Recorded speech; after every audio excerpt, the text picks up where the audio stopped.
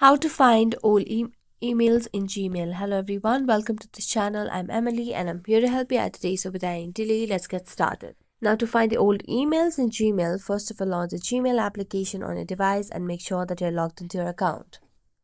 Now in order to search for the email that are old emails in your Gmail, simply tap on the search bar over here.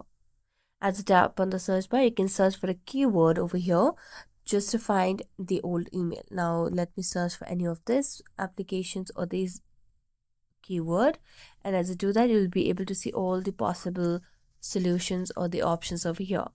Now what you simply need to do is just scroll down and you can see the latest to the oldest emails in Gmail over here. That's how you can find and get old emails in Gmail. So thank you so much for watching this video. If you enjoyed watching it, don't forget to like, subscribe and hit the bell notifications. See you next time.